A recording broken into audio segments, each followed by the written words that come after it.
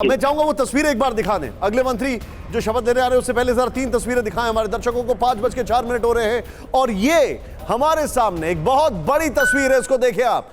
नीतीश कुमार ने किस तरीके से बगल में हाथ दिखा दिया, ये देखें आप। ये देखें, जब बड़ा ठंडा रिएक्शन डिप्टी सीएम के लिए साइड में देखें और विजय चौधरी और उनके बाद जितने भी आए उनके लिए खड़े हो गए। ये बहुत बड़ा मामला है, ये बहुत बड़ा मामला। ये देखें, बहुत कोल्ड रिएक्शन। और देखें, लग रहा था, ये देखिए, हाँ नमस्कार, बैठ जाइए। हाँ ये अब देखिए, अब रेणु देवी आई, उनको भी देखिए, इधर बैठे, उधर बैठे, ये उधर देखिए, उधर बैठा दिया। विजय चौधरी जी जब आए तो खड़े हो गए। ये हमारे सामने एक बड़ा इंटरेस्टिंग, और ये एक नए यहाँ पर मंत्री पद की शपथ लेते हुए। लेकिन जो इंटरेस्टिंग बात है इनके बारे में वो ये है कि ये चुनाव हार चुके हैं, अगर मैं गलत नहीं हूँ, मुकेश सहनी जी, और उसके बाद ये मंत्री बने। मतलब रूपेश, अगर बात की जाए, जो चुनाव हार गए वो मंत्री बने, जो चुनाव नहीं लड़े क्योंकि वो बेटे हैं वो मंत्री बने, और जो दागदार हैं जिनके खिलाफ केस हैं मगर चुनाव जीत गए वो भी मंत्री बने। मतलब सब कुछ है इस कैबिनेट में।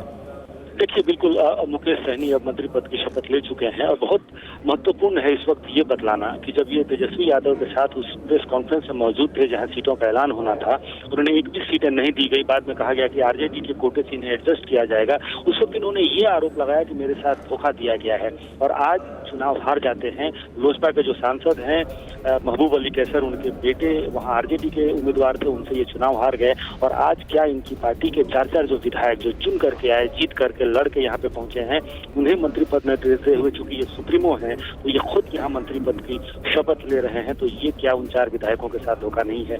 ये इनसे अगला मेरा सवाल होगा जब भी ये मिलेंगे कि ये खुद चुनाव लड़ते हैं, हार जाते हैं, 4 विधायक जीत कर आते हैं, और इस वक्त इनके कंधों पर सरकार खड़ी होगी, क्योंकि 125 का अगर आंकड़ा है, -4 करें। लेकिन आप ये कहना चाहते हैं सीधे तौर पर जो रियल सेंस में रिप्रेजेंटेटिव ही नहीं है, वो सरकार को कैसे रिप्रेजेंट कर सकता है? क्योंकि चुनाव तो वो हार गया, लेकिन उसके बाद क्योंकि वो पार्टी का मेन रिप्रेजेंटेटिव है, इसलिए सरकार में भी रिप्रेजेंटेटिव है। क्या ये बात सही है? जी हाँ, बिल्कुल सही है। और ये अगले 5 साल तक अगर ये सरकार रहती है तो उस अगले 5 साल तक न सिर्फ सरकार में मंत्री रहेंगे बल्कि इनके कंधों पर सरकार टिकी होगी। ये बहुत महत्वपूर्ण है, चाहे वो जीतन राम मांझी हो या फिर वीआईपी हो, क्योंकि 125 का आंकड़ा है यहाँ पर एनडीए के पास, और इन दोनों के पास 4 विधायक हैं, और 125 -4 सरकार अल्पमत में आ जाएगी। यानी कि दोनों के कंधों पर टिकी होगी सरकार, और ये सरकार को भी पता है, नीतीश कुमार को, भाजपा को भी पता है कि इन्हीं दोनों के कंधों पर हमारी सरकार टिकी होगी। लिहाजा इन दोनों का सरकार में शामिल होना बहुत महत्वपूर्ण है, और इनकी हर बात, हालांकि पार्टी गठबंधन में ये फैसला करती है कि कौन उनकी तरफ से मंत्री होगा। इसमें ना तो नीतीश कुमार का कोई बहुत बड़ा रोल है, भूमिका है, बहुत बड़ी उनका हस्तक्षेप हो सकता है। मैं रोकूंगा आपको। ये देखिए, ये एक बार फिर नीतीश बाबू खड़े हुए और ये सबको नमस्कार करके निकल गए। मैं चाहूंगा जरा एक बार फिर से वो 3 तस्वीरें दिखाएं, और उसके बाद मैं अभिषेक से एक रिएक्शन लूंगा। जरा 3 तस्वीरें बहुत तेजी से दिखाएं। राहुल, किस तरीके से वो ठंडा रिस्पॉन्स था 2 डिप्टी सीएम को, और बाकी के समय हमेशा खड़े होकर उनको बड़ा वार्मली वेलकम कर रहे थे, ये दिखाएं जरा हमारे दर्शकों को। और उसके बाद मैं अभिषेक उपाध्याय के पास चलूंगा।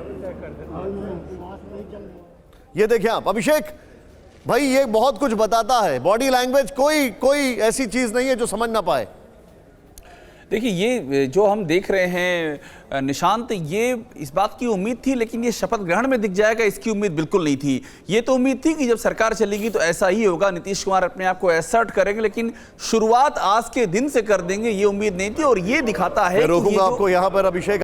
परवाह देश की, सोमवार से शुक्रवार रात 10 बजे TV9 भारतवर्ष पर।